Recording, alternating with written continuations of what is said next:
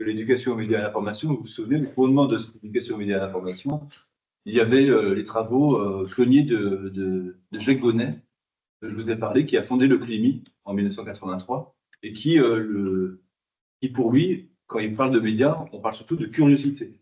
La question des médias, la question de l'information, c'est la question de la curiosité, et la curiosité évidemment intellectuelle, la curiosité à l'information. Et là, on est un peu dans... C'est aussi un peu le fondement de la démarche d'enquêtrice que Sophie incarne et mène à travers une thèse qu'elle a soutenue le 13 décembre 2023, qui s'intitule L'archéologie de le monde contemporain entre médiation et réception, le cas paradigmatique de la préhistoire. Et on peut faire aussi le lien avec Antigone Mouchtouris, que vous avez peut-être entendu en séminaire de recherche, qui était cette directrice de thèse et qui avait notamment publié, qui nous avait présenté cet ouvrage « Femme déesse dans la mythologie grecque ». Parmi les autres ingrédients que nous avions imaginés au départ de cette rencontre, c'est aussi une rencontre avec Jean-Michel Pire, qui malheureusement ne pourra pas être là, qui est qui est historien des arts et qui avait publié dans le livret, le premier livret de l'INSEAC en 2021, avait publié L'histoire des arts, un laboratoire pour l'éducation artistique et culturelle, dont la thèse principale était l'origine institutionnelle de l'éducation artistique et culturelle qui se trouvait dans les enseignements et les programmes d'histoire des arts. Donc, cette rencontre qui n'aura pas lieu, mais elle avait une cohérence et je pense que je vous amène je vous encourage à prendre connaissance de cet article dans le premier livret, qui ne s'appelait pas encore les cahiers de l'EAC, mais qui, depuis, porte ce nom. Donc, c'est Jean-Michel Pire qui est chercheur à l'école pratique de hautes études. Et je crois qu'il est intervenu dans votre cursus, où il va intervenir, où il est... Bon, non, je vois le nom de la... Mais en tous les cas, il est déjà venu ici. C'est un interlocuteur privilégié, en tout cas, sur les questions d'histoire de l'art. Et il a mis en relation aussi l'INHA avec l'INSEAD. Donc là, on est un peu sur les rencontres, sur les passerelles, sur l'histoire des arts, histoire de l'art, archéologie, ça on en parlera peut-être plus demain, séminaire de recherche. Mais peut-être que Sophie, merci infiniment d'être parmi nous et d'avoir accepté comme ça justement de prendre une deuxième demi-journée pour vous présenter vos travaux. C'est moi qui vous remercie. Et je suis ravie d'être là avec vous. Et dans nos échanges, effectivement, j'ai cru comprendre que peut-être qu'on était assez éloigné de l'archéologie et de la préhistoire, vraiment les publics, à moins d'être dans un enseignement spécifique, dans un cursus d'archéologie, hein, c'est quelque chose qui est très spécifique. Alors mon travail, en fait, mes recherches, elles consistent aujourd'hui, j'ai un peu inversé ma manière de voir les choses. C'est-à-dire, j'ai fait de l'archéologie, j'ai fouillé pendant 25 ans, 30 ans. Et à un moment, tout au long de sa carrière, je me pose cette question, mes collègues se posent ces questions aussi, c'est pourquoi, qui est-ce qu'on fouille? Et alors, je suis passée de l'archéologie comme sujet d'étude à l'archéologie comme objet d'étude en basculant en sociologie et en faisant une thèse sur la sociologie, en sociologie sur l'archéologie et particulièrement la préhistoire. Alors, vous comprendrez pourquoi la préhistoire, peut-être plus demain. Mais alors, moi, ce qui m'intéresse en tant qu'archéologue, c'est que voilà, on a un archéologue, un sociologue, ce sont des personnes qui ont un profil d'enquêteur, de curieux. On est toujours en train de se poser des questions, on a un sassia. Moi, ça m'intéresse de savoir qui vous êtes et puis de savoir aussi comment est-ce que vous, quand on travaille avec les publics, c'est surtout comment est-ce que vous vivez l'archéologie, qu'est-ce que ça représente pour vous l'archéologie et la préhistoire. Demain, on verra peut-être plus effectivement comment ça s'insère dans l'EAC, hein, avec une partie un petit peu historique et puis un peu méthodologique aussi. Comment on peut utiliser la sociologie, on va dire, pour approcher les publics, les visiteurs. Alors, ça va avec... Très bien, tout va très bien.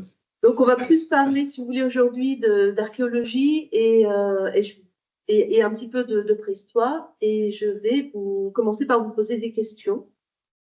Je vais également vous parler de questions que j'ai déjà posées, pour lesquelles j'ai eu des réponses, pour un petit peu voir ce que c'est cet univers de l'archéologie. Je ne sais pas si vous avez déjà eu des expériences ou pas, ce que ça représente pour vous. Donc, on va commencer peut-être, je vais vous poser des questions. Voilà. Alors, on peut faire, on n'est pas très nombreux, donc on peut faire un tour de rang. Sinon, je peux vous proposer d'écrire vos réponses là-dessus, et puis je les afficherai. Je sais pas comment vous souhaitez procéder. Peut-être écrire, c'est pas mal. Vous prenez 2-3 minutes, et puis c'est une question qui a l'air un peu anodine comme ça, mais c'est pas toujours. Alors, ça peut être fictionnel, hein, ça peut être des personnages réels, des personnages fictionnels. Moi, ce qui m'intéresse, c'est de savoir quelles images vous avez, quelles images on a de l'archéologie. Je vous donne des petits. Oui, bah. Alors, j'ai prévu.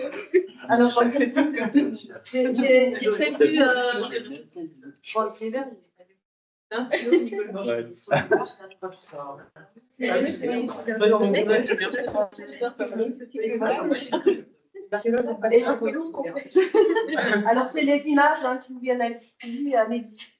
Ah, merci. Et après, on peut le petit petit de tableau. Je les ramasserai. Ouais. Voilà.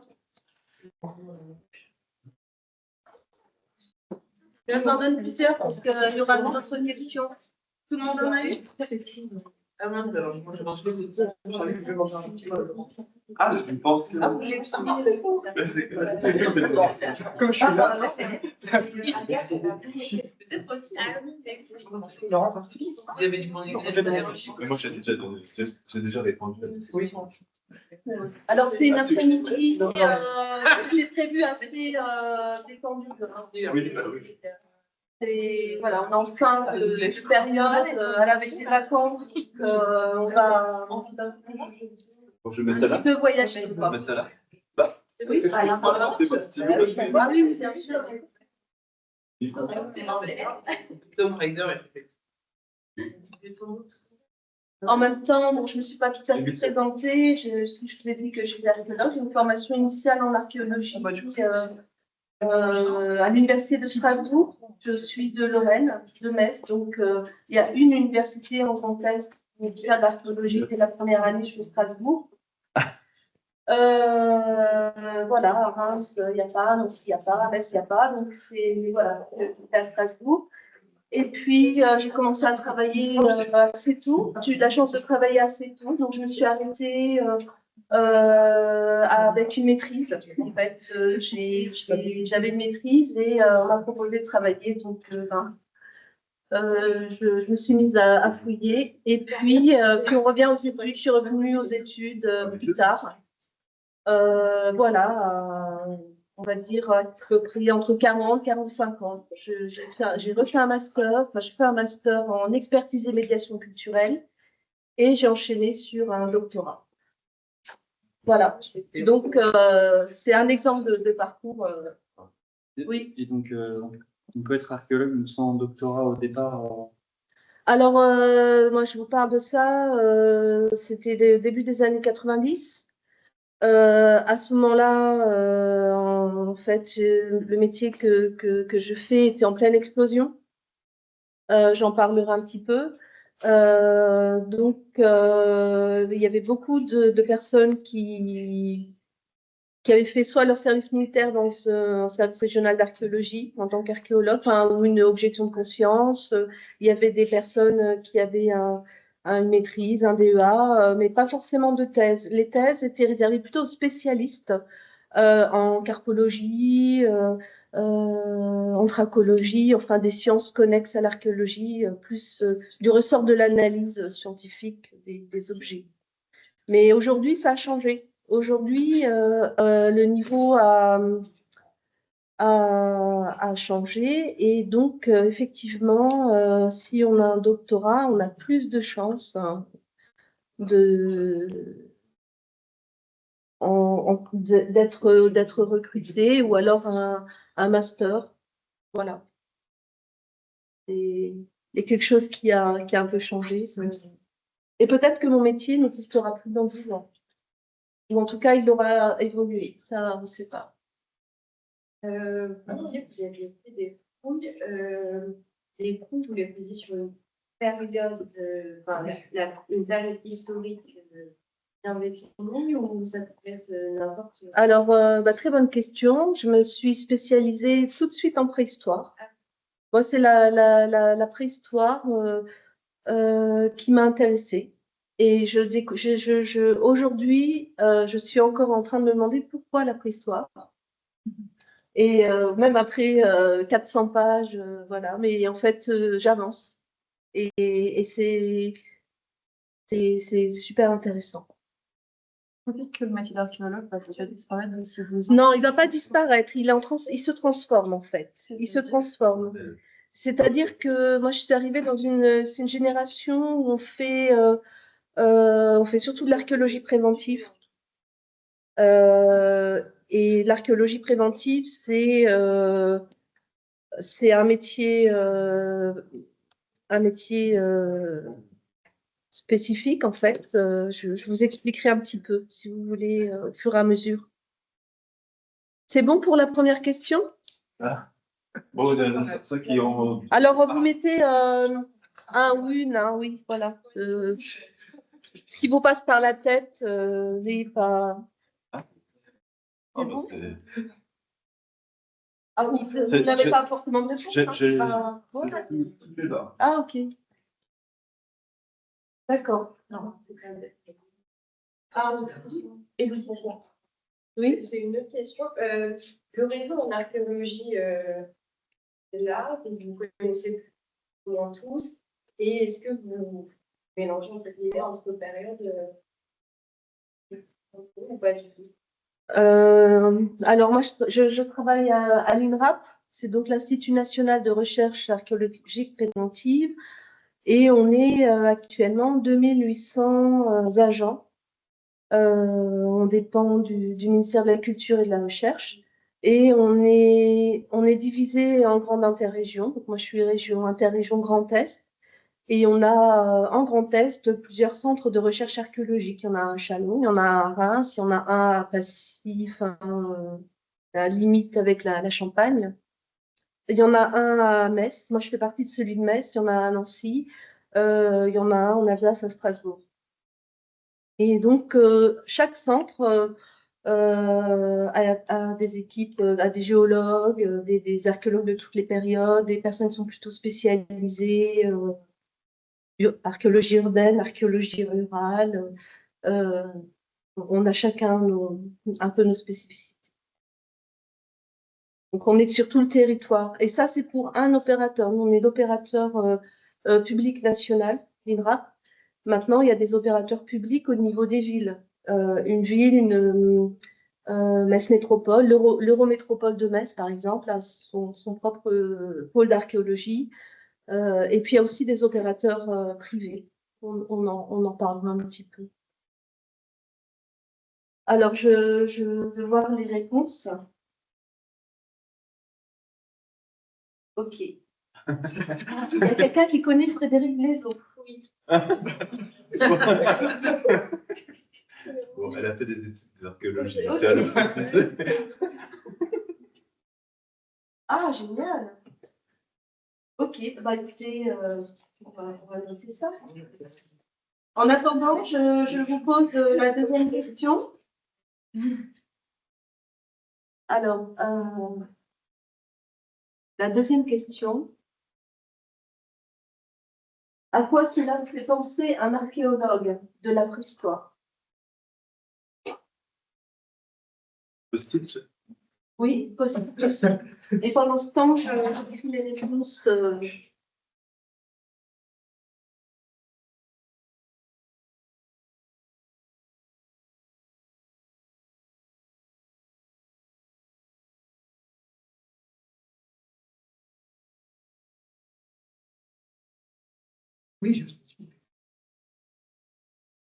Vous avez un peu discuté entre vous quand vous avez noté les réponses ou pas?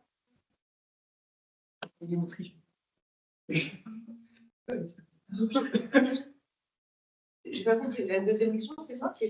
Pouvez-vous citer un ou... Pardon, pardon. Non, c'est à quoi vous fait penser l'archéologie de À la quoi vous préhistoire? fait penser un archéologue de la préhistoire? Non, j'ai large. À quoi vous fait penser un archéologue de la préhistoire? Je vais l'écrire là si vous voulez. Voilà.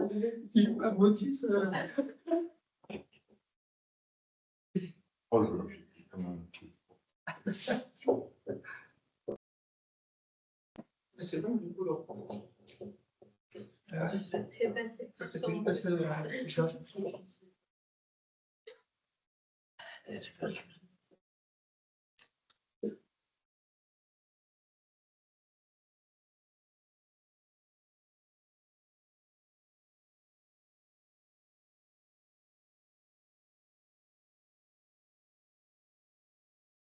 T'avais fait un livre.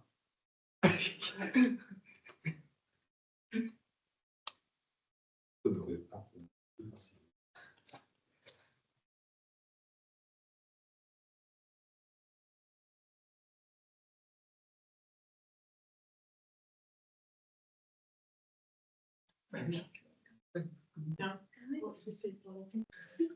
Oh là, oh là là. Non, mais, C'était écrit vitesse sur un post-it. J'ai donné des petits post-it parce qu'on n'avait pas besoin de les marquer beaucoup. Oh là là. Vous êtes inspiré. C'est pas grave, fier. On est fort avec ce modèle. Non, mais j'ai dit la hack. Avec la carte de prix, c'est bon.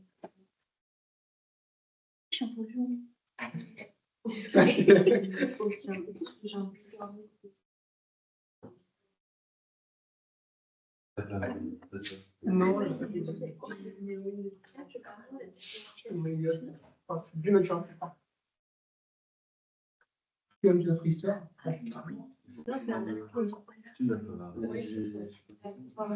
Mais c'est énorme. Hein?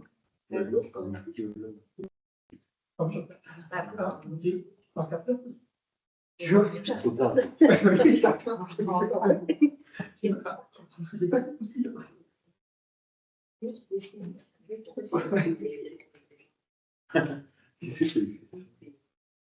C'est pas bon.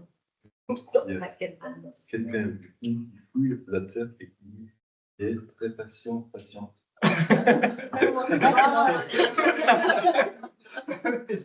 Je voulais vous dire quand vous fait penser en travail en un ou deux mots. Vous avez fait des phrases. Oui. Je suis désolée. Alors, pouvez-vous citer un ou une archéologue célèbre? Donc, on a Lara Croft, 3 réponses. Indiana Jones, 3 réponses. Carter Howard, Champollion, voilà. Adèle Blanc-Sec, Frédéric Blézot. Alors, pourquoi Carter Howard? Comment il est arrivé?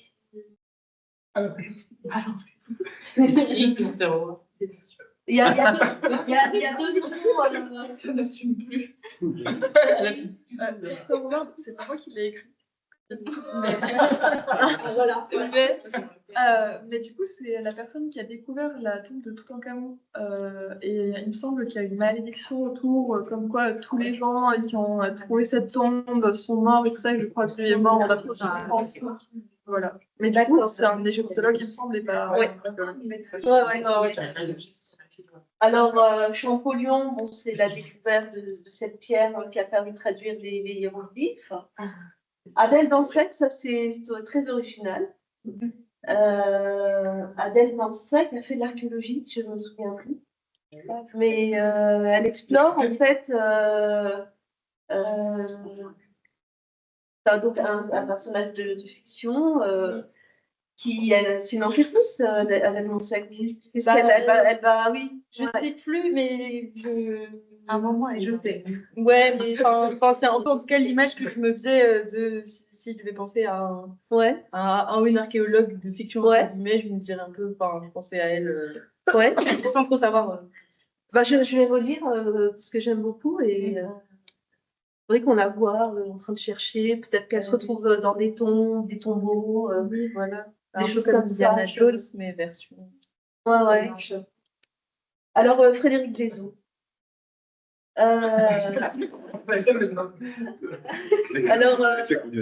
Alors, qui est Frédéric Glézot? C'est une anthropologue. Ouais. Du coup, moi, j'ai beaucoup lu master. J'ai Ouais. fait un master. Et du coup, j'avais beaucoup besoin de ces bases sur tout ce qui était sépulture. Enfin, en tout cas, qui pouvait être commun, non commun, justement, enfants, nature, etc. Donc, je me suis beaucoup appuyée sur ce qu'elle avait fait.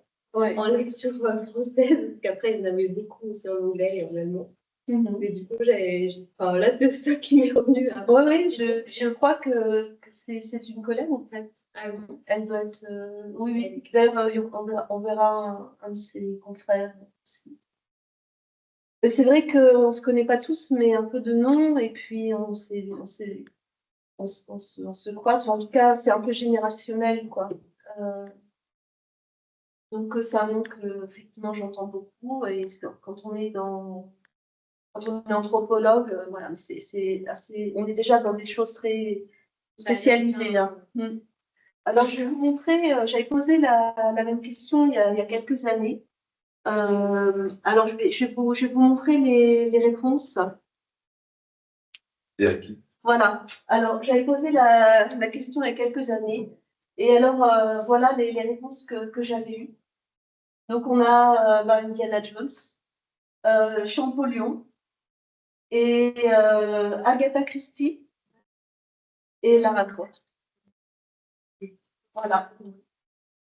Et oui, et là c'est Boucher de perte que j'ai rajouté, parce que je ne sais plus si on me l'avait cité ou pas. Boucher de perte, c'est le père, on l'appelle le père de la préhistoire. Donc là, on est effectivement Indiana Jones dans la fiction. Mais effectivement, c'est l'explorateur. Il incarne vraiment la figure de l'aventurier, de l'explorateur et de l'archéologue, et c'est pas complètement faux. Parce qu'effectivement, quand on fouille, quand on découvre un site, on ne sait pas sur quoi on va tomber. Donc, j'ai des collègues qui font des bons 3 mètres quand ils sont nez à nez avec un lézard ou un petit serpent. Mais même le lézard, c'est terrible. Le petit lézard, voilà, même le ver de terre. Donc, bon, alors, là, font des véritables des animaux voilà, qui font vraiment peur. Hein, mais c'est-à-dire qu'on retrouve un peu l'étoile d'araignée. Enfin, je ne sais pas. On ne sait pas. On est dans la poussière, on est sous la pluie, le soleil. Enfin, voilà, on ne maîtrise pas le temps. Donc, c'est une belle fiction.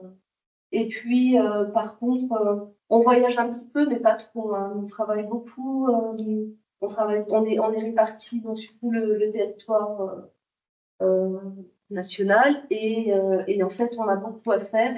Mais on a des collègues qui partent quand même en mission à l'étranger. Moi, personnellement, je ne l'ai pas fait parce que je n'ai pas la même aventurière. J'aime explorer le temps, ça oui, verticalement, mais dans l'espace, dans ma région, je suis bien. J'ai pas besoin d'aller fouiller avec des scorpions en Égypte, ce que font des collègues à Gaza, en passant les checkpoints et en voyant les chars israéliens sur des mosaïques. Le patrimoine là-bas, c'est un petit peu la catastrophe. Ou alors en Afghanistan, j'ai un collègue afghan, puis il y a des équipes qui fouillent, quand on peut retourner en Afghanistan, donc non. Au Soudan, non. Voilà, il y a un petit peu, il se passe des choses un peu en Algérie, il se passe des choses sur des îles, droite à gauche, là, dans l'océan Indien, évidemment, on est dans les départements d'outre-mer aussi, donc là, il y a des équipes sur place. Voilà, il y a des missions avec le Vietnam, mais c'est très compliqué. Donc, moi, je suis bien chez moi. Voilà. Champollion, Agatha Christie pour ses romans. Et puis, Lara Croft, c'est pas trop ma génération, mais on l'adore. Et le père de notre histoire, donc, qui est d'Abbeville. C'est grâce à lui qu'on a inventé cette période, parce qu'avant le 19e siècle, la préhistoire n'existait pas. Ça n'existait pas. C'est quelque chose, c'est vraiment véritablement une invention du 19e siècle. On en parlera aussi tard. Alors, après, les questions suivantes. La question suivante, oui. À quoi cela peut penser un archéologue de la préhistoire? Ah, voilà. Alors,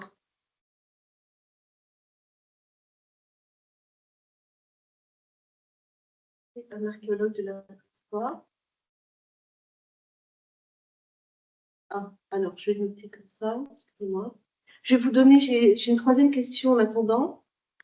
Que représente la préhistoire pour vous en 2 ou 3 mots?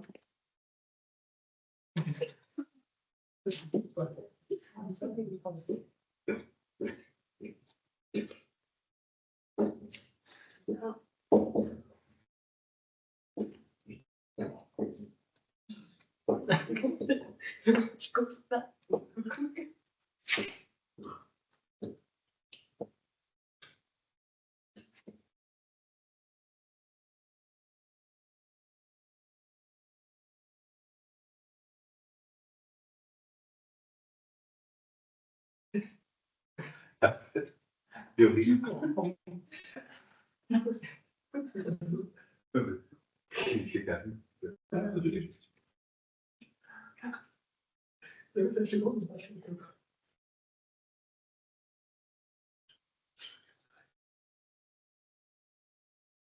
Bien, Laurent.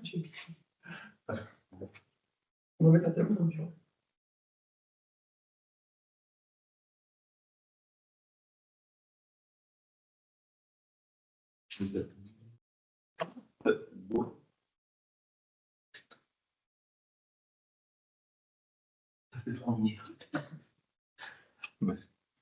C'est bien, j'ai compris la consigne crème, un peu comme votre. Et du coup, c'est basculer le phare dessus.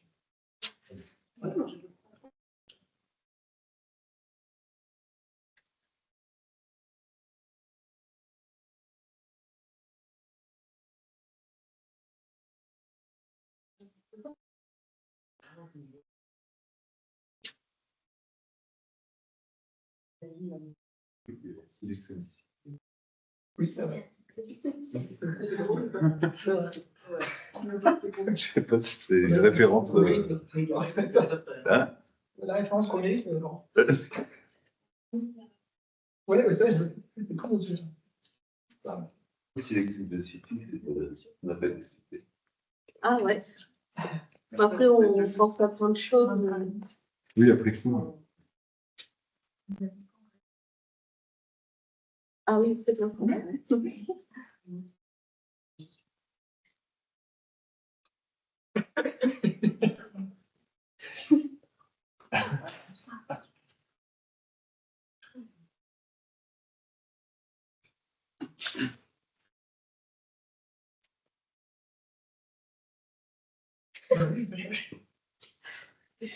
Oh. Non, mais je découvre des trucs. Qui a vu le spectacle Caverne du collectif Osso?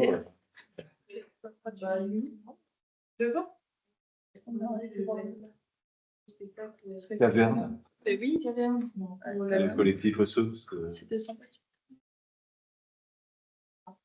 vous l'avez tous, tout le monde l'a vu, quoi. Non, non, pas par T'as écouté personne qui a levé la main. C'est les grands qui au fond de la classe. On sait que tu l'as vu, Laurent. Bah, il était dans le cadre du festival Passage. Ouais. Je sais que c'était les vieux théâtres de Surpont. Je sais.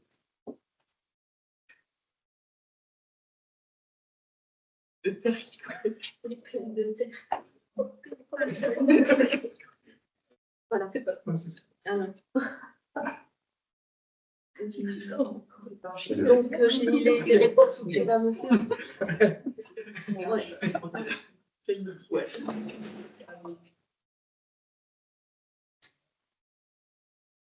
Ah, Voilà le collège citoyen qui arrive. Je sais, parce que le délai, Oui. Ah, je sais pas pourquoi il m'a fait une animation. Je n'ai rien demandé. Voilà. Mais tout d'un coup. Alors, à l'analyse des dessins dans les grottes, donc on est pas mal grottes, Lascaux. Hein. Je crois aussi, en fait, il y aurait autour des grottes, il y aurait voilà, trois réponses autour des grottes. Désolée, je vais.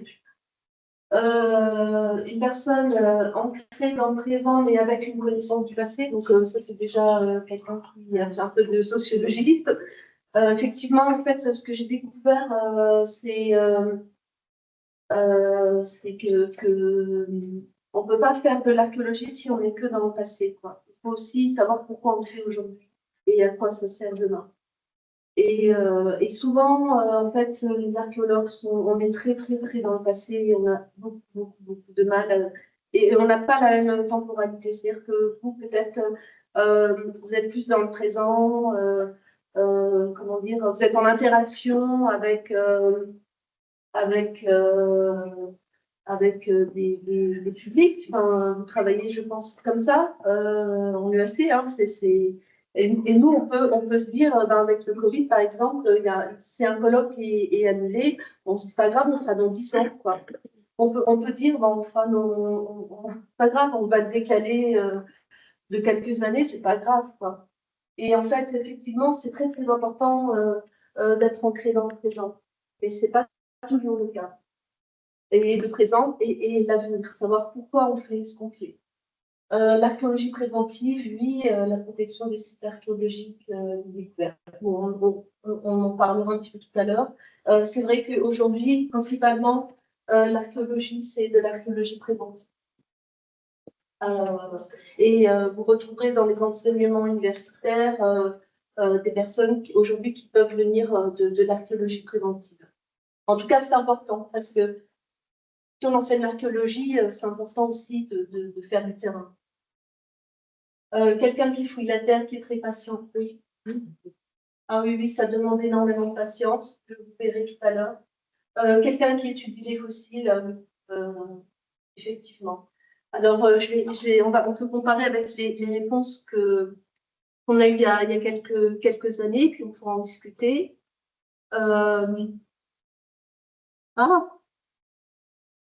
Alors,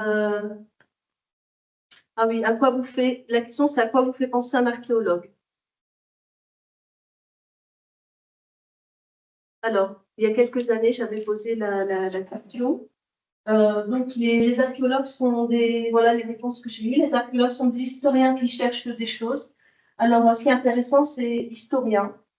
Ça permet de rappeler que effectivement, on est des historiens. C'est-à-dire que même si on fait de la préhistoire ou de la proto-histoire, on est dans l'histoire. L'histoire commence à partir de l'histoire de l'homme. Elle commence pas avec l'écriture.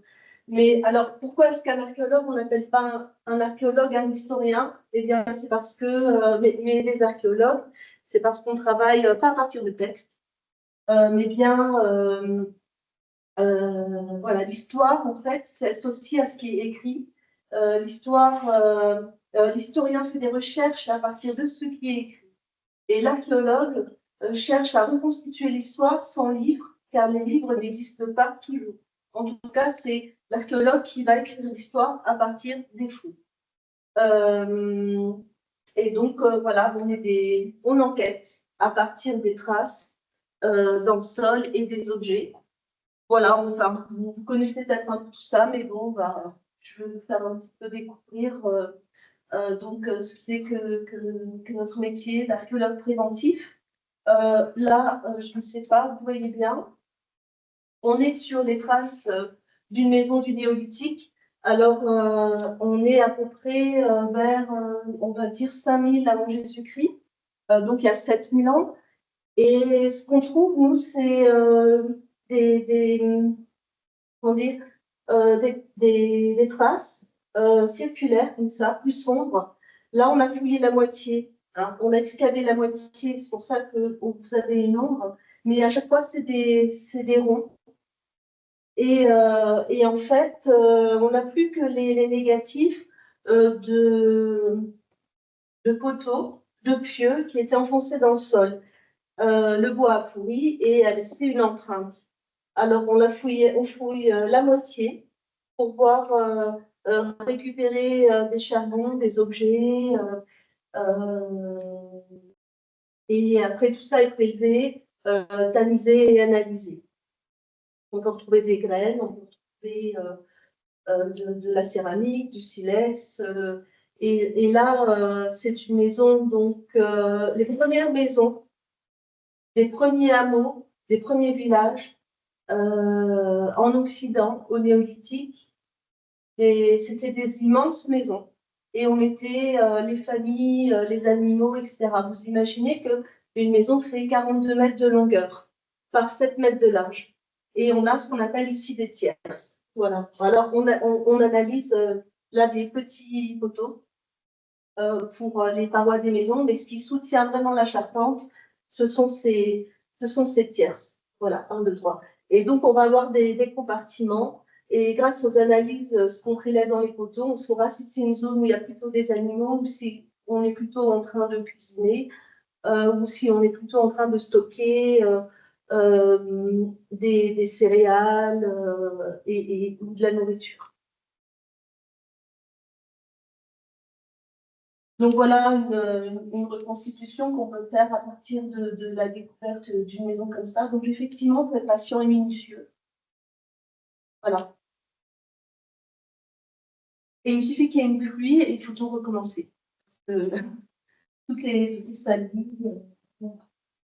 Voilà, c'est des maisons à ossature de bois, parois en terre crue, étanchie, et puis toit de chaux.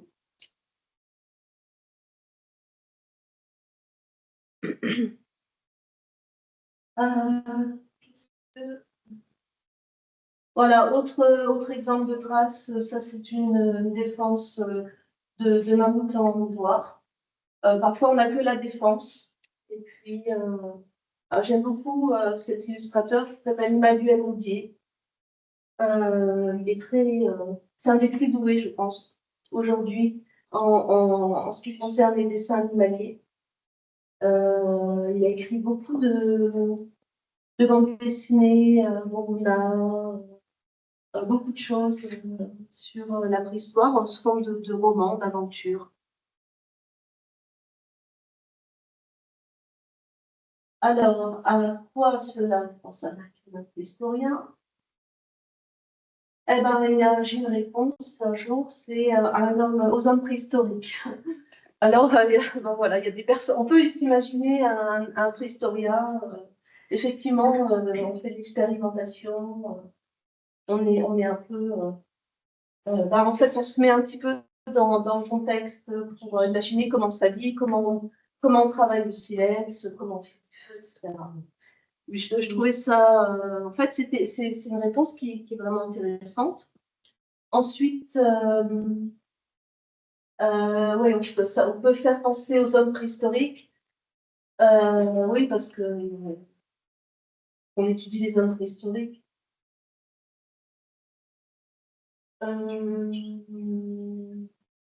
Voilà, on n'a que les signes, les traces, les objets. Et à partir de là, on fait beaucoup d'expérimentations. Donc, effectivement, il n'est pas impossible qu'on s'immerge un peu dans l'univers de l'homme préhistorique quelque temps. Il y a vraiment des personnes qui vivent un peu. Mais bon, c'est un peu exceptionnel. Cela dit, c'est les meilleures expérimentations et ça donne d'excellents résultats. Alors, ils vont dans les grottes et découvrent des ossements. Voilà, les grottes, c'est une réponse récurrente. On a beaucoup fouillé dans les grottes. Ce qui est intéressant avec les grottes, c'est que les hommes préhistoriques laissent des traces qui sont intactes. Dans les grottes, il n'y a pas de vent, il n'y a pas de pluie, il n'y a pas de neige, donc il n'y a pas d'usure des sols. Et les parois sont intactes. Et sur ces parois, on peut effectivement observer les gravures et les peintures. La seule chose qui vient déranger dans les grottes, c'est les animaux qui s'installent et qui peuvent gratter les parois ou bouleverser un peu les sols.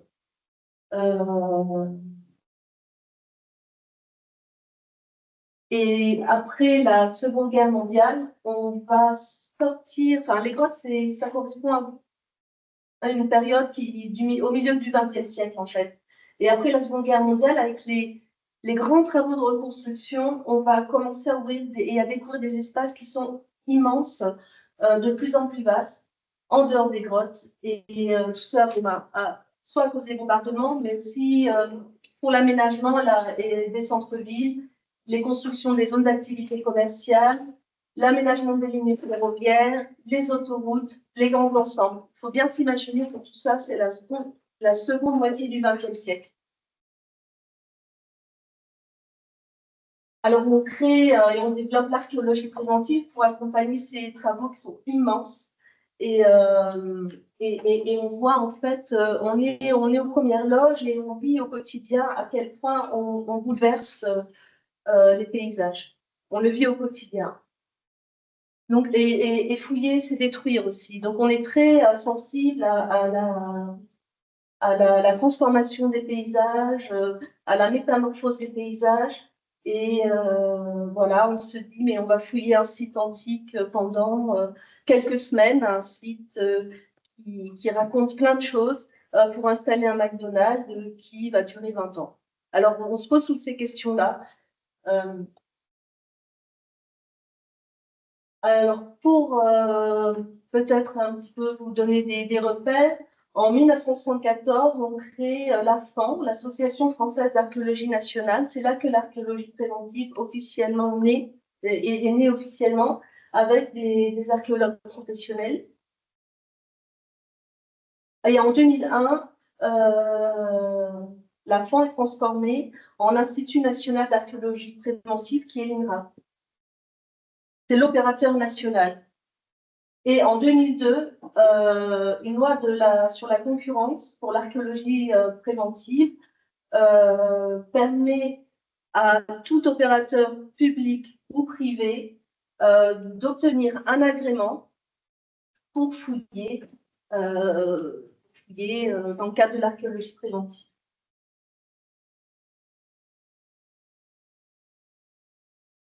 Ça va? C'est des choses que vous connaissez déjà, vous avez déjà, ou c'est nouveau, enfin, je ne sais pas. Alors, on fait une plongée dans l'archéologie, hein, c'est une parenthèse peut-être dans ce que vous faites au quotidien.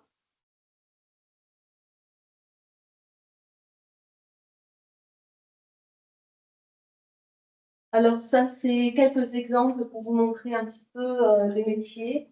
Effectivement, c'est Qu'est-ce que vous avez comme réponse? Voilà, quelqu'un qui fouille la terre et est très patient. Mais il faut être très patient, mais il faut aussi faire des compromis gestuels, hein. C'est-à-dire que c'est pas toujours très confortable.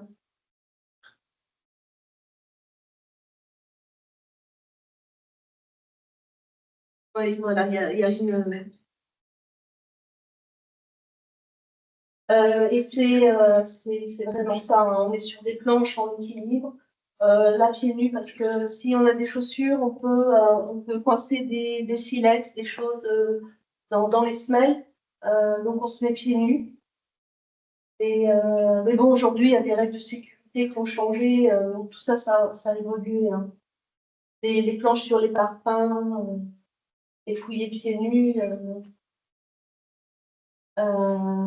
C'est bon pour fouiller, mais c'est pas bon au niveau sécurité maintenant. On a des chaussures avec des coques et compagnie.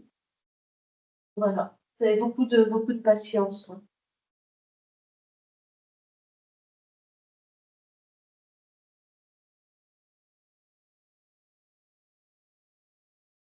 Alors, à quoi ça vous fait penser? Eh bien, effectivement, quand on pense archéologie et préhistoire, on pense aux géologues. Alors, quelqu'un l'a évoqué en disant quelqu'un qui étudie les fossiles. Oui, voilà, on est géologue. Ça fait partie de notre travail. La géologie permet de comprendre dans quel environnement, dans quel paysage nos ancêtres ont vécu. Les sols bougent énormément. On peut avoir une couche ancienne qui est passée au-dessus d'une couche moins ancienne. Enfin voilà, il se passe beaucoup de choses.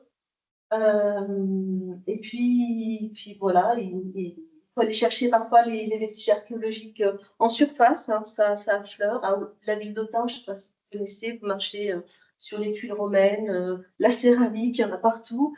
Mais pour la préhistoire, on peut aller à plusieurs mètres de profondeur. C'est ce qu'a fait Boucher de Terre, en fait. Avec les premières grandes carrières où on va chercher du granulat, sable. Et il est allé très loin. Et c'est là qu'on a retrouvé, c'est comme ça qu'on a découvert la préhistoire. Point de flèche, percuteur, tous les outils en armes et armes en pierre ont été ramassés en tout cas, au moment de la découverte de la préhistoire, c'était la vallée de la Somme. Mais sinon, on en trouve depuis sur les plateaux, en montagne, au bord des cours d'eau, il y en a partout.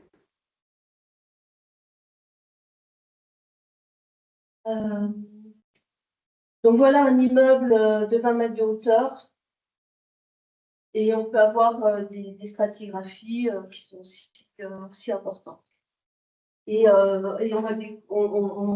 a pu séquencer les périodes les plus anciennes, évidemment, au fond, et les périodes les plus récentes, là-haut. Bon, la géologie, alors ça c'est, vous voyez, vous disiez, on peut dire qu'un archéologue de la préhistoire peut faire penser à un préhistorien, voilà un géologue. Un ami à moi, hein, on se promène comme ça. Donc, on est dans une boucle de la Sarre, donc en Allemagne, pas loin de la frontière française. Moi, je viens de l'Est de la France. Donc, on est en Allemagne, en France, au Luxembourg, en Belgique très facilement. Et là, c'est des grandes carrières. Et dans ces grandes carrières, on peut étudier les roches et les stratigraphies. Donc, important d'avoir effectivement les jumelles et puis le marteau pour casser des bouts de roche parce que la roche, elle s'use, elle se patine et la couleur qu'on voit de premier abord peut être trompeuse, donc il faut casser pour voir la vraie couleur de la roche.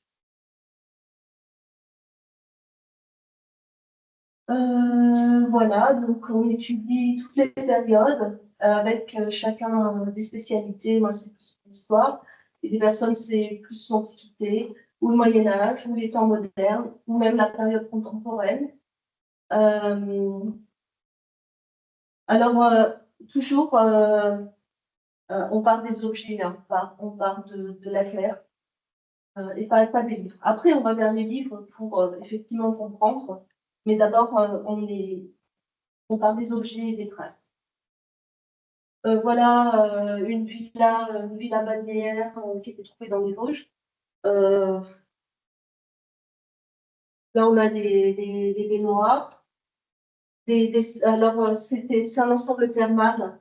Donc, on a plusieurs pièces, des bains chauds, des bains tièdes et des bains froids. Là, on a une pièce avec les petits escaliers qui descendent dans le bassin. Là, on a une pièce, évidemment, tout est des enduits peints, je crois, ou des mosaïques, je ne sais plus. Il y a les deux. Là, ce sont surtout des enduits peints. Tout était décoré. Là, on a une baignoire. Et si on enlève la couche là, on a en dessous le système pour chauffer l'eau, les hypocauses.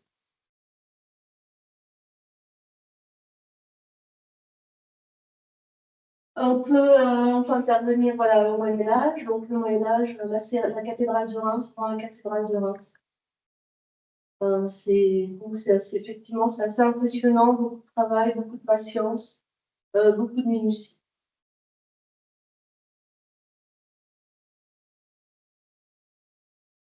Voilà, on est ici, je ne sais plus, peut-être à Épinal, et on a plusieurs périodes juxtaposées. Donc, il faut y aller couche par couche. Donc là, on est sur une élévation, on n'est pas forcément sur des surfaces. Là, on fait aussi, là, on est dans l'archéologie urbaine, et plus précisément ce qu'on appelle l'archéologie du bâti. Donc, par exemple, cet ensemble-là a dû faire l'objet d'une étude de bâti avant d'être rénové et restauré. Et on voit les différentes périodes.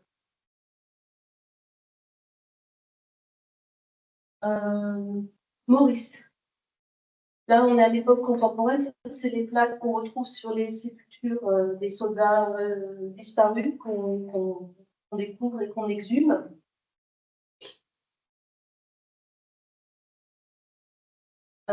C'est toujours la même sépulture. On va retrouver les bijoux. Alliance. Là, c'est un fusil, je crois. Oui, on a les balles ici. Voilà. Et là, ce qui reste d'un fusil.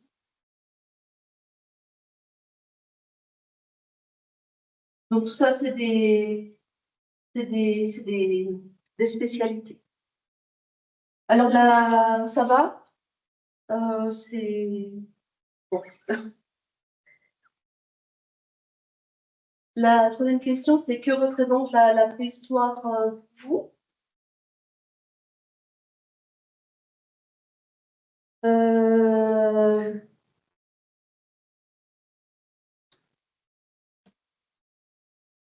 Alors, ça rejoint un peu la question précédente.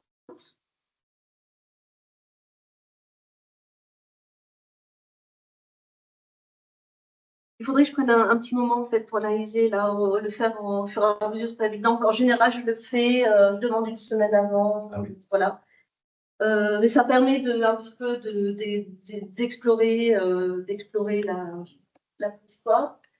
Donc là, il y a comme question que représente la préhistoire pour vous? J'ai l'évolution de la race humaine, Homo sapiens, l'homme homme de Cro-Magnon, les chasseurs-cueilleurs, Lascaux, les peintures murales des outils, l'homme préhistorique, l'évolution de l'habitat, les mammouths, une période qui précède le récit urbain civilisationnel, qu'on nomme l'histoire. En fait, j'ai donné les réponses avant de reprendre vos questions, et les débuts de l'humanité. Voilà, alors donc on passe un petit peu là-dessus, puis on va avancer sur ce que j'ai préparé. On avait dit que là, ça fait 1 heure, et on a encore 1 heure, on fait peut-être une pause? Ah, il revient dans cette fois. Alors, encore quelques petites parts de mon métier, en fait. Voilà, comment fait-on pour dater? Je vais vous donner quelques éléments, même si vous avez des idées. Voilà, vous connaissez tous un peu, genre, oui, il y a le carbone 14, je crois que. Ouais. En fait, on va dire qu'en fait, il y a beaucoup de moyens pour dater les objets. Et tous, on pratique un peu ces méthodes. Il y a les méthodes relatives, à peu près, et il y a les méthodes objectives, exactement.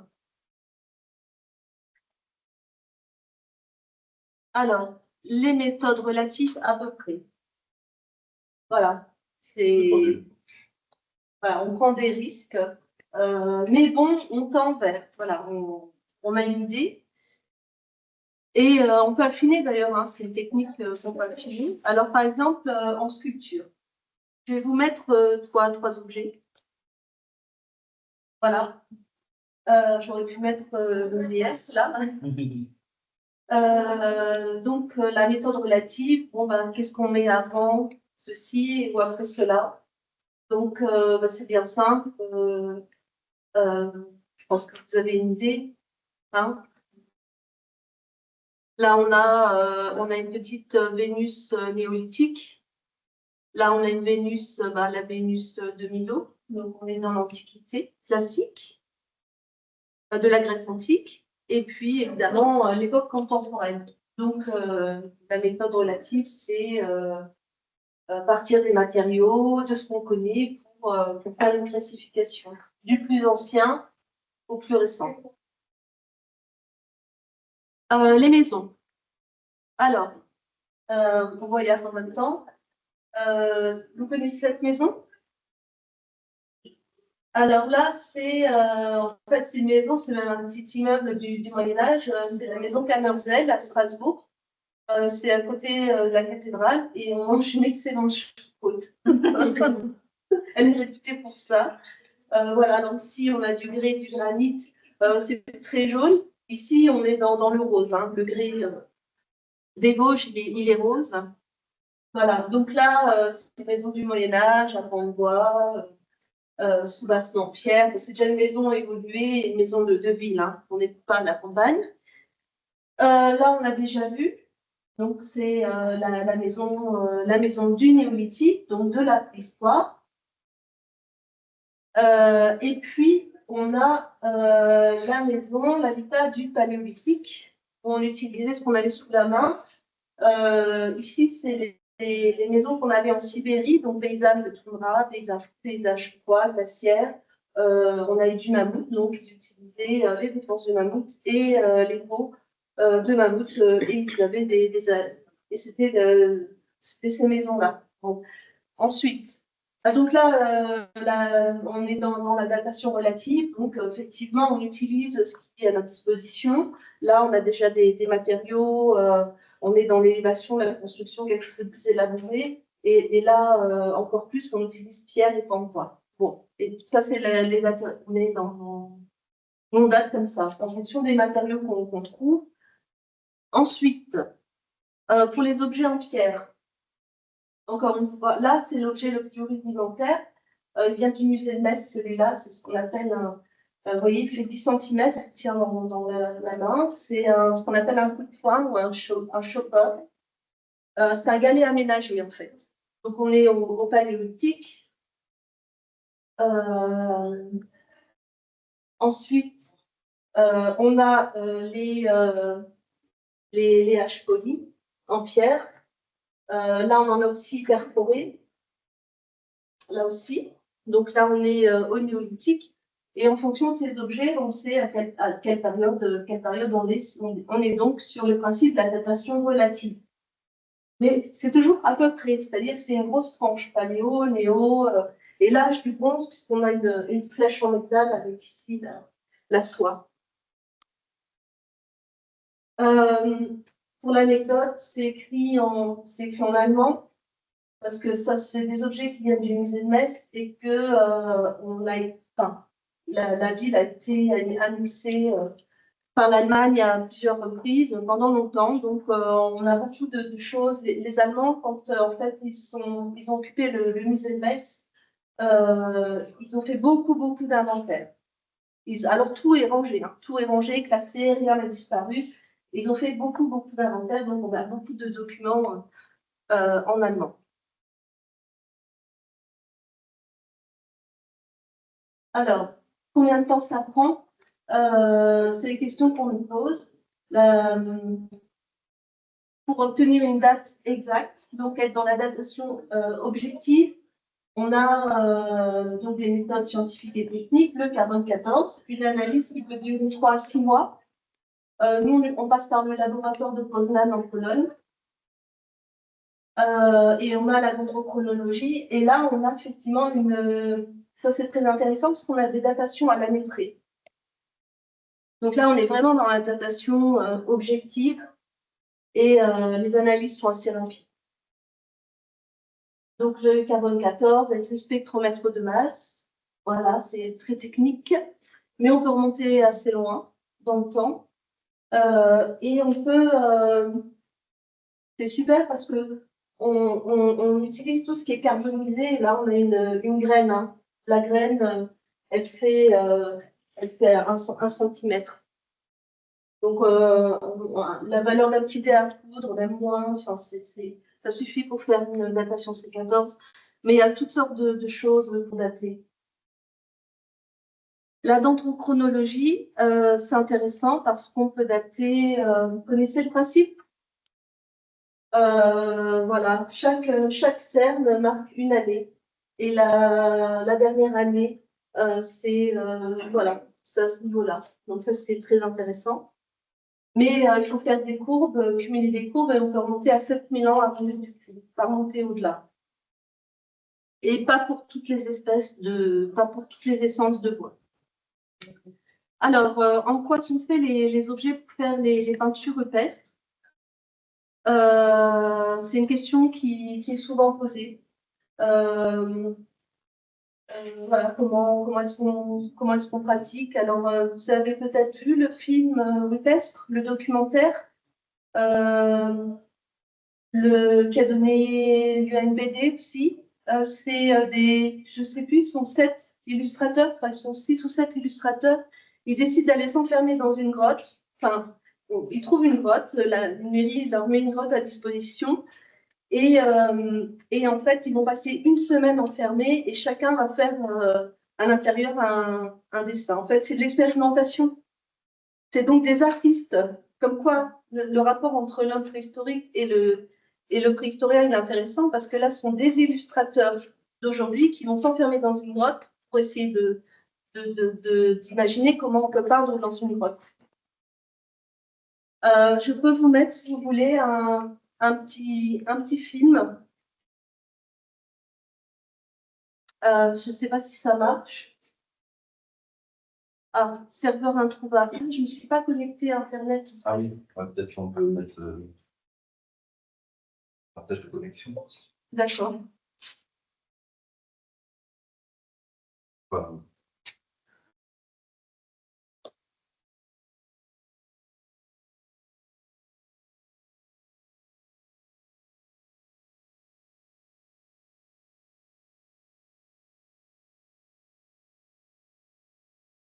Alors, qu'est-ce qui Non, c'est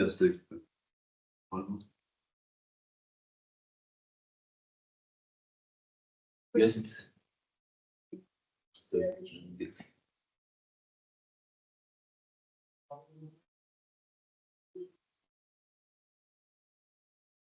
Guest.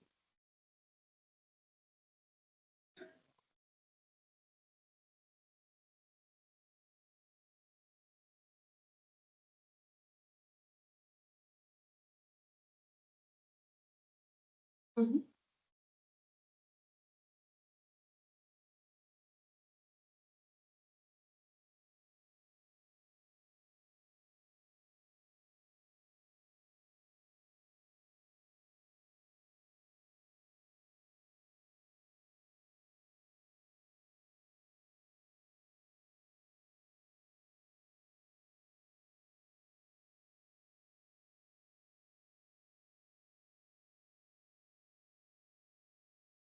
Je pense que ça marchait.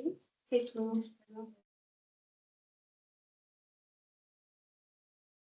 Ah bah, c'est bon.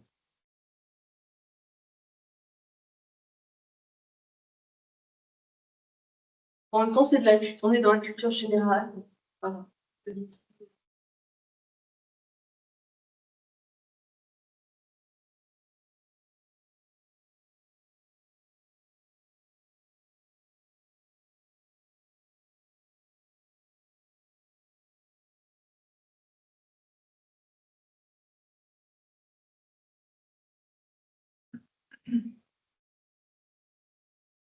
C'est là, c'est ça. Oui. Vous avez testé.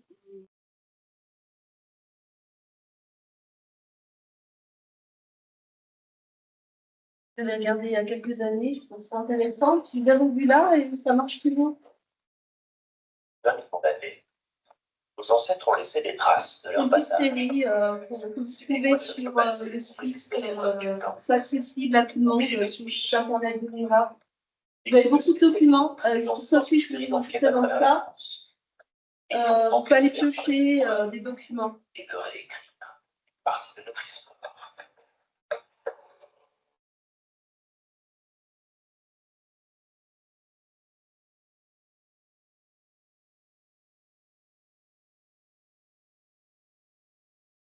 En 2006, Torigny en Charmille, à 40 km de Laval. Sur les parois d'une grotte, les archéologues découvrent des dizaines de gravures et de peintures âgées de plusieurs milliers d'années.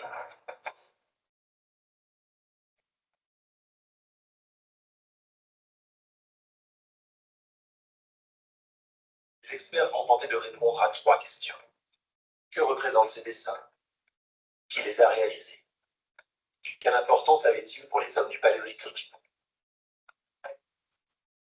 Nous appellerons cette affaire les premiers artistes. Cette enquête concerne une grotte qui s'appelle la grotte Margot. Alors cette grotte, sa première particularité, c'est sa configuration, parce que c'est une grotte qu'on appelle une grotte couloir, parce qu'elle est principalement constituée de petits boyaux qui sont difficiles d'accès, parce que pour y progresser, il faut ramper. Et ces petits boyaux s'ouvrent sur des salles pas très hautes, puisqu'on y tient à peine debout. Découvrir des gravures et des peintures rupestres est quelque chose d'exceptionnel qui n'arrive que très rarement dans la vie d'un archéologue. Il va falloir analyser, il va falloir répertorier, décrypter toutes ces gravures, les comprendre et aussi, au travers de ces gravures, essayer de dresser l'identité des différents artistes qui ont œuvré dans cette qualité.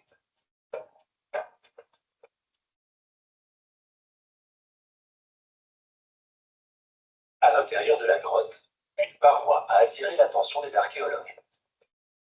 On y distingue des traits gravés dans la roche.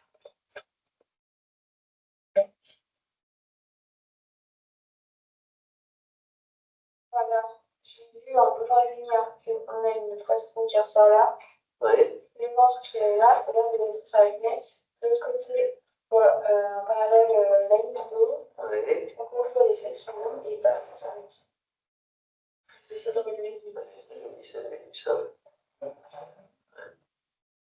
Une Vénus. La représentation de la femme à l'époque paléolithique. Juste à côté d'elle, les archéologues découvrent d'autres gravures très abîmées, dont les significations ne sont pas discernables. Toutes ont été réalisées avec la même technique. Ils utilisaient un outil en silex, ça pouvait être un simple clap, ou bien un outil comme un burin. Et donc, ils apposaient la pointe sur la paroi et ils appuyaient de façon continue pour faire des pleins et des déliés. Ils s'éclairaient avec une lampe à graisse probablement. Avec cette lampe-là, on voit très bien les reliefs. Donc là, ils repéraient et donc ils plaçaient leur silex de telle façon que le trait puisse être sûr. Toute une technique. Pour décrypter les gravures, les clichés sont retravaillés sur une table graphique. À côté de la Vénus identifiée dans la grotte, apparaissent les profils de 4 chevaux. De dessins au style très différent, réalisés par des hommes ayant vécu à des époques bien distinctes. Là, nous avons une figure féminine assez pensu, on va dire, typique du Gravétien, environ 23 000 ans. Et là, nous avons des chevaux très filiformes, avec les détails du sabot, avec la perspective. Ceux-là sont peut-être magdaléniens. C'est-à-dire que là, on aurait 25 000 ans, et ici, 12 000 ans. Côte à côte. Un des caractères remarquables de cette découverte, c'est aussi d'avoir démontré que plusieurs générations d'artistes se sont succédées.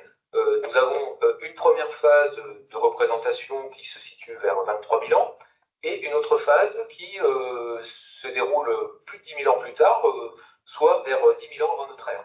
Le fait d'avoir deux représentations aussi éloignées dans le temps, mais aussi proches dans l'espace, montre justement cette continuité du lieu dans l'utilisation et peut-être aussi pour les artistes un respect des représentations antérieures.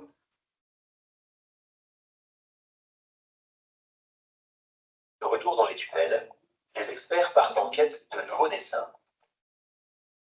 À l'entrée d'un boyau étroit, ils découvrent un oiseau semblant plongé vers le sol. L'artiste a figé l'animal en plein mouvement.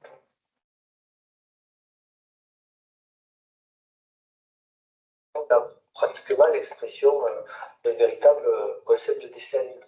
Et pour ce faire, donc, ils ont soit superposé les images les unes sur les autres, soit ils les ont juxtaposées. Ce qui est important de saisir, c'est que les images représentées en mouvement, elles peuvent s'associer entre elles. Et elles peuvent constituer à ce moment-là des petites séquences. Ce qui nous importe de cette enquête, c'est aussi les grandes qualités artistiques des hommes du Paléolithique supérieur.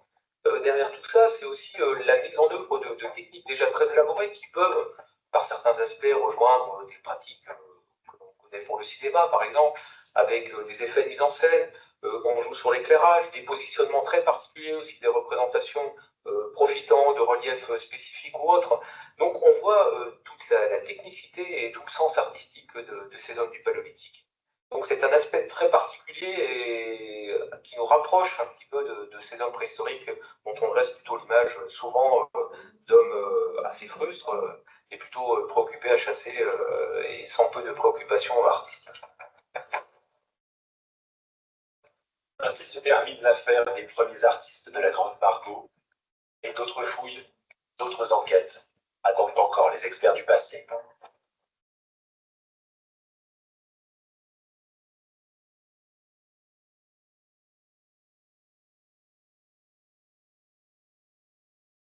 Alors, est-ce que vous avez des questions par rapport, voilà, très bien.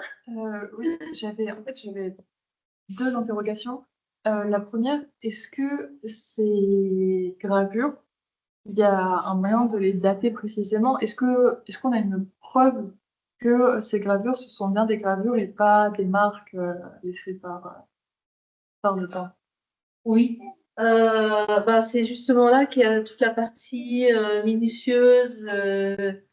À la fois, on utilise la datation relative et à la fois la datation objective. Alors, il y a une technique qui s'appelle la thermoluminescence et qui permet, avec des électrodes qu'on peut arriver à dater les choses. On peut aussi dater si on a utilisé du charbon de bois. On peut aussi, s'il y a des dessins sur les parois, alors s'il y a des dessins sur les parois, il y a peut-être aussi un petit habitat au sol. Et en fait, on utilise beaucoup de choses, mais c'est vrai qu'on peut se poser beaucoup de questions. Moi, j'ai souri en voyant ce documentaire parce que ça, c'est moi les premières fouilles que j'ai fait, on me dit ah ben là il y a ça et ça et ça. Voilà, c'est comme là sur la paroi, ben là il y a une Vénus, là il y a un oiseau. Et en fait, il faut habituer l'œil pour vraiment voir. Oui. Et justement, ça rejoint ma deuxième interrogation. Est-ce que ces formes-là, justement, il n'y a pas une forme de pareidolie, dans le sens où est-ce qu'il n'y a pas une forme d'interprétation de nous en tant que modernes? C'est une question qu'on pourrait leur poser. Et il peut y avoir effectivement une projection de nos représentations.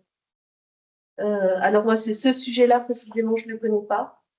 Mais il m'est arrivé de découvrir des gravures pariétales qu'on n'avait jamais remarquées, jusqu'à ce qu'une équipe pluridisciplinaire ait travaillé pendant 20 ans sur un sujet et sorti 2 volumes comme ça.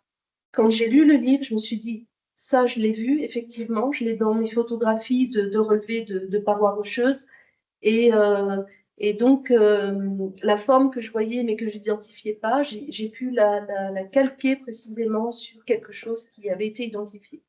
Donc, je pense que c'est des associations d'idées et des cumuls de documents, mais toutes les questions que vous posez, effectivement, je me les pose aussi parce que la Vénus, ça m'a fait sourire, quoi. Ah, la Vénus, ah là, il y a une Vénus, quoi. Voilà. Eh ben, oui, ok. Et en fait, effectivement, dans la médiation scientifique et l'éducation artistique et culturelle, on a besoin, c'est pour ça que c'est pas que un objet d'art, on a besoin d'avoir des outils sur la connaissance, sur des outils scientifiques, en fait. Bon, ce n'est pas qu'un objet. Enfin, regarder un objet, c'est bien, c'est beau, mais on a besoin de comprendre, en fait. Et d'où la partie, effectivement, connaissance à développer. Donc, c'est vrai que c'est une question importante. Vous avez d'autres questions?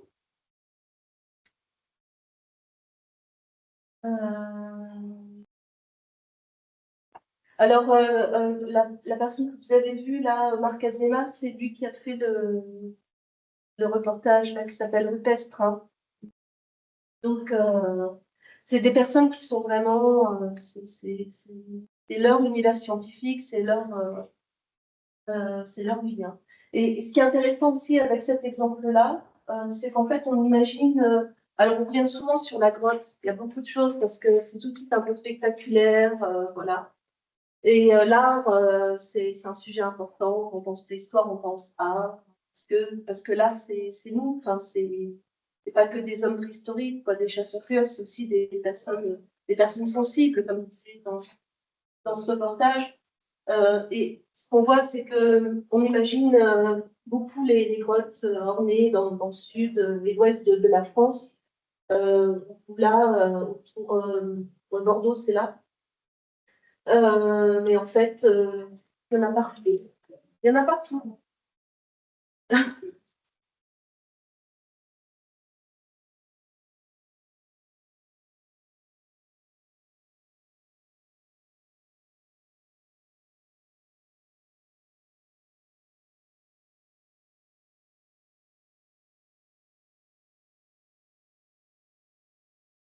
Bon. Je demande des mots de passe. Je recommence.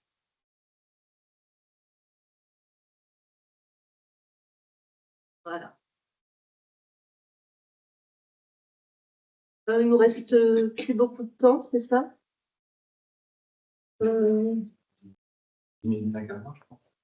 Alors,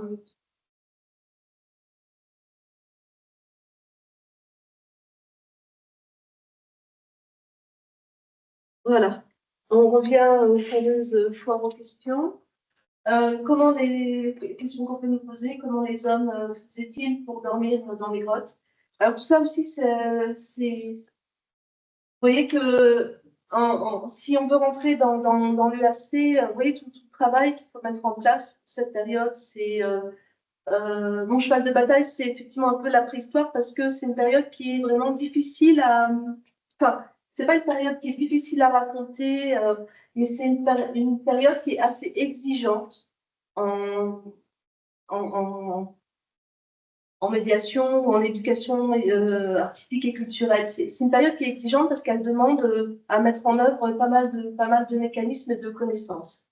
Alors, en fait, voilà une question. Comment on fait pour dormir dans les grottes? Il y a énormément effectivement, d'interrogations. Alors, bon, voilà, c'est une anecdote. Hein. On dort à l'entrée des grottes, à l'abri du vent, de la pluie, de la chaleur. Mais les habitants des grottes ont besoin de la lumière du jour. Alors, il ferme les entrées, il se protège grâce aux dents et au vent. Voilà, quelques exemples. Ça, c'est une maquette qui a été prise en photo, je crois, aux Zézit d'Ayac. Denis avait une question. Oui, j'ai une question. Pardon. Et peut-être pour faire le lien avec l'EAC, on voit bien quand on travaille notamment sur les questions d'historicité, de temporalité, la nécessité d'avoir une approche de la médiation par des reconstitutions. Je pense notamment aussi de l'ASCO qui, lui, va souffrir justement du tourisme de masse et la nécessité justement de penser la médiation en faisant des reconstitutions des sites extraordinaires, parce que en l'état, ce que j'ai compris, c'est quand même ça, c'est qu'on peut plus visiter la vraie grotte de Lascaux, mais qu'on va voir la reconstitution de la grotte. Donc on le voit aussi dans le souci de maintenir l'absolue nécessité de ces espaces-là de médiation. Pour comprendre la préhistoire, finalement, on a besoin d'aller dans ces espaces pour pouvoir se les figurer. Et la question que vous posez en est bien la preuve, c'est pour pouvoir comprendre les enjeux de société qui traversent cette période, c'est pouvoir voir ce que c'est que la véracité d'une grotte, parce qu'en l'état, la question comment dire pour dormir, en fait, il ne dormait pas. Enfin, moi, c'est ce que j'ai envie de répondre. Et du coup, c'était aussi pour avoir votre avis sur la nécessité, finalement, de doubler les sites de visite, parce pour comprendre ces périodes-là, pour comprendre le rôle même de l'archéologie et du travail qui est mené dans la préhistoire, c'est qu'on doit maintenir ces lieux, mais est-ce que finalement, le fait de devoir doubler les lieux, voilà, quel est votre regard dessus et est-ce que c'est quelque chose qui peut être pérenne et durable, surtout au point de vue financier? Voilà, ouais. En fait, c'est quelque chose que je aborderai peut-être plus demain. Notamment au niveau des notions sur le phénomène de la culture de masse. Et puis, il y a effectivement plusieurs choses. Là, on est dans la reconstitution. Là, j'ai pris la photo d'une maquette dans un site qu'on peut visiter dans le Périgord. Ça, c'est une reconstitution. Et aujourd'hui, on fait des restitutions, c'est-à-dire qu'on scanne les vraies grottes et on les restitue à l'identique. Donc ça, c'est de la haute technologie. Il y a une société qui sait faire ça et elle fait toutes les grottes. Et c'est des budgets à plusieurs millions d'euros, quoi. Donc, dans un musée, on va voir ceci, une reconstitution, une maquette, des Playmobil, des choses comme ça. Et puis pour les lieux un peu plus, voilà, qui sont, on va dire, un peu prestigieux, c'est des restitutions fidèles à l'identique en 3D. On reconstitue en totalité. Et là, il y a eu un Lascaux 1, c'est le premier, la grotte initiale, la vraie. Il y a eu un Lascaux 2, c'est-à-dire le premier facsimilé. Il y a eu un Lascaux 3. Lascaux 3, c'est une exposition itinérante. C'est un Lascaux qui voyage dans le monde. Et Lascaux 4, c'est une deuxième restitution. Donc là, on peut se poser des questions effectivement sur la reproductibilité et comment on crée une histoire autour de sites, comment on fabrique des sites aussi prestigieux et comment on oriente les visiteurs vers quelque chose. Voilà. Et en fait, rien qu'avec le petit reportage qu'on a vu, là, on voit que l'art, c'est pas uniquement l'Espo, il y en a partout parce que c'est les mêmes humains partout. C'est les mêmes humains qui sont partout. Et effectivement, les musées en région, j'ai travaillé sur un musée, des musées régionaux dans l'est de la France. Les visiteurs que j'ai pu enquêter étaient étonnés de découvrir qu'il y avait de la préhistoire dans l'est de la France. Alors, ils pensaient que la préhistoire n'existait que dans le sud de la France. Voilà où ça amène en fait effectivement le phénomène de... C'est le phénomène de la culture de masse. Oui. Et pour ça, j'avais justement une question sur un peu l'historiographie un peu de l'archéologie, puisque par exemple, pour prendre le Moyen-Âge, c'est une période où il y a énormément de stéréotypes qui ont été véhiculés. Et aujourd'hui, on en revient un peu, grâce à de la médiation culturelle, etc., sur plein de stéréotypes. On déconstruit beaucoup de choses qu'on a créées, notamment par le 19e siècle. Et j'ai l'impression, après, je connais pas le sujet, mais que dans l'archéologie et surtout du coup sur la préhistoire, on n'est pas du tout là et il y a énormément de choses qui sont véhiculées encore des représentations et notamment vous parliez de Lascaux. Est-ce que aussi l'archéologie de la préhistoire ne s'est pas retrouvée un peu enfermée par elle-même grâce à aussi ces grandes découvertes comme Lascaux, etc., qui ont été aussi appropriées comme un récit sur un peu l'histoire de l'humanité, qui est un récit européen, qui est un récit très situé, et qui servait aussi un propos, c'est-à-dire il y avait Homo sapiens qui savait utiliser les formes, se représenter, symboles, et voilà, et les autres espèces humaines qui étaient archaïques, qui savaient rien faire, qui savaient pas représenter des choses. Et est-ce qu'aujourd'hui ça bouge ces choses-là sur la représentation? En fait, on est en plein dans le sujet, quoi. On est en plein dans le sujet, c'est ma thèse. Voilà, le cas paradigmatique de la préhistoire. La préhistoire, c'est intéressant parce que on va voir de la période du Moyen-Âge, on va voir une église, on va voir des choses, mais la préhistoire, il reste quoi? Enfin, il n'y a pas de, à part les alignements de mégalithes, des choses comme ça, et encore, ça donne, quand on voit un alignement, on ne sait pas à quoi ça sert. Un cercle de pierre, un alignement, une table, on ne sait pas. Donc, on a besoin, effectivement, c'est pour ça que dans l'EAC, il y a éducation. Éducation, et l'éducation, c'est quelque chose qui demande, c'est tout un mécanisme éducation culturelle. Il y a pas, la préhistoire, il n'y a pas que l'art. Même si l'art, c'est le spot, parce qu'on sait qu'on va toucher tout de suite beaucoup de monde. Et il savait faire ça. Bah oui, on est pareil, on est identique, on a les mêmes gènes. C'est l'homme de la préhistoire qui peint, qui grave, qui sculpte. C'est exactement le même être que nous. Alors, je ne sais pas si parmi vous des personnes viennent demain, mais je vais un peu développer. Ça va être. Voilà, bon, il y a des tentes.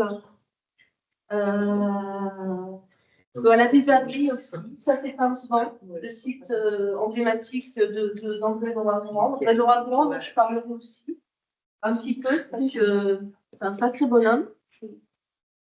Donc, on parle des grottes, mais en fait, c'est l'archéologie permet de redécouvrir ça. Effectivement, si on ne fouille pas, eh ben ça n'existe pas.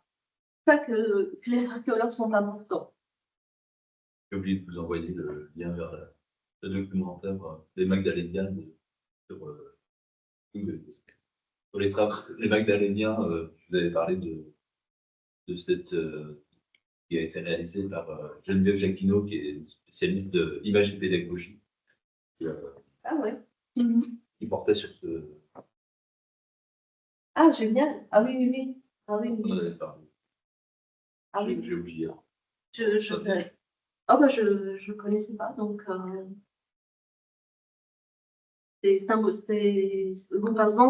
site extrêmement important.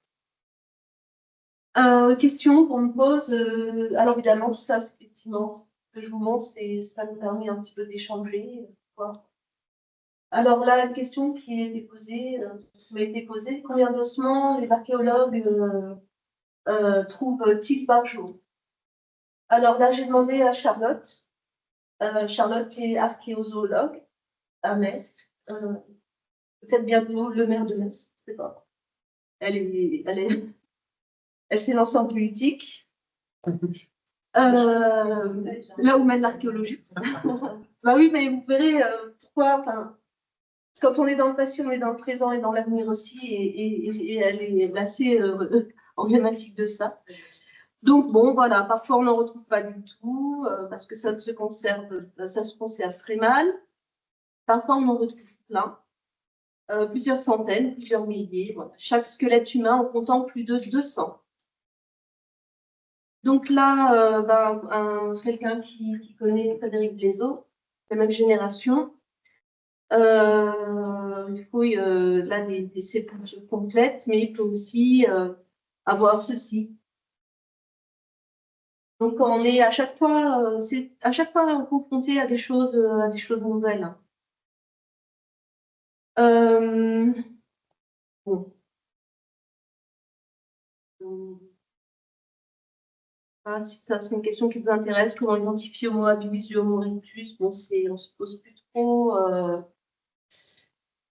Déjà, on trouve très très peu, quoi, en fait.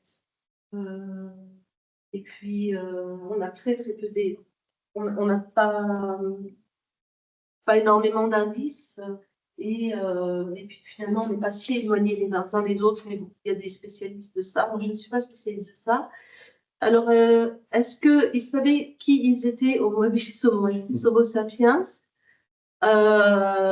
Alors, ce sont des noms donnés par des scientifiques pour comprendre comment ils ont évolué. C'est notre manière de classifier, inventorier, voilà. Mais effectivement, alors certains hommes ont pu évoluer car ils se sont mieux adaptés à leur environnement que d'autres espèces. Ça, c'est la théorie de Darwin. L'homme de Néandertal, plus vieux que Sapiens, a disparu. Donc nous sommes les Sapiens, hein, mais pas complètement, car nous avons en nous 3% de son patrimoine génétique. C'est-à-dire que voilà, on a beaucoup de mélanges en nous. Alors, et puis je vais finir là-dessus. En quelle année Lucie a-t-elle été découverte?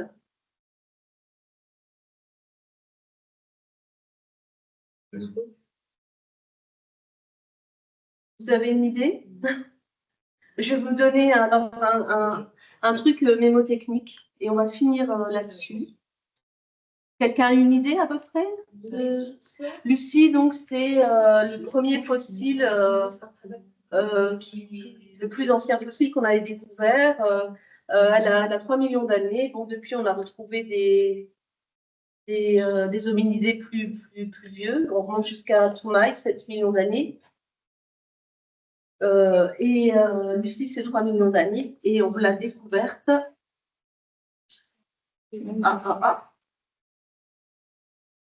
Alors, ça vous dit quelque chose? Oui, c'est une espèce de... Et voilà. Elle est pourrie, mon animation. J'ai tout mélangé. Donc, c'est 1967, quand sur la fouille, les archéologues écoutaient les Beatles, et c'était Lucy in the Sky with Diamonds. Donc, c'est la chanson, voilà, qu'on appelle ça, de cette fouille. Et on a appelé ce fossile Lucie grâce aux Beatles. Voilà. Bon, on va s'arrêter là-dessus, je pense. Hein, c'est déjà pas mal. Et puis, évidemment, écoutez, je vous remercie parce que c'était pour moi un peu une découverte avec vous. Voilà, je ne vous connais pas. Et puis, mais c'est intéressant parce que justement, moi, ce que je souhaite, c'est qu'on puisse effectivement développer voir quelles sont les passerelles qu'on peut mettre en place entre les professionnels d'un côté et puis les futurs médiateurs ou éducateurs en art et en culture. Voilà. Je pense que pour la connaissance, très important que vous en parliez d'éléments de connaissances scientifiques, voire utiliser les scientifiques dans vos travaux, quoi, dans vos projets. Il faut y aller, il faut les utiliser. Et en fait, pourquoi la préhistoire pour moi c'est important? Parce que c'est clair, il y a dans notre société, il y a eu plusieurs moments de découverte ou de basculement pour s'approprier un peu l'espace spatio-temporel. Et la préhistoire au 19e siècle, la découverte de la préhistoire a bouleversé la manière de voir le monde, puisqu'on vivait au 19e siècle que on basait le rythme de vie, le temps, la chronologie sur tout ce qui était mythologique. La Bible, notamment, donnait les grandes phases, les grandes dates. Et quand on découvre la préhistoire, on rentre dans le temps long. En fait, vous savez, avec la généalogie biblique, on décide qu'un jour Adam est né et qu'il a vécu un certain nombre de centaines d'années. Et il a eu un fils qui a vécu, voilà, il y a eu même un certain Mathusalem qui a vécu 900 ans. Quand j'étais gamine et je lisais la Bible, parce que en Moselle, la religion, c'était un cours obligatoire, je me disais, ouais, il vivait longtemps à l'époque. Et en fait, et on cumule comme ça les années et on arrive à peu près à la création de la Terre avec 100 000 ans, 7 000 ans. Et grâce à la préhistoire, on explose ce truc-là et on va faire autrement. On va partir d'aujourd'hui et on va compter les années en descendant dans la Terre. On va pouvoir élargir un peu le temps et on va créer le temps en fait. Et on va à la fois pouvoir se projeter dans le passé à partir d'aujourd'hui, du moment présent, mais aussi se projeter dans l'avenir. Si l'homme est apparu sur Terre il y a 800 000 ans, qu'est-ce que nous serons dans 800 000 ans? Et bien là, ça donne à réfléchir. Parce qu'aujourd'hui, on nous dit qu'on ne passera pas le 21e siècle. Hein. Donc, ça pose des questions, ça bouleverse, on va dire, notre manière de voir le temps, peut-être de gérer notre manière de vivre, de repenser. Alors, c'est demain, je vais commencer un peu par ça. Voilà. Merci beaucoup. Je vous remercie pour votre patience.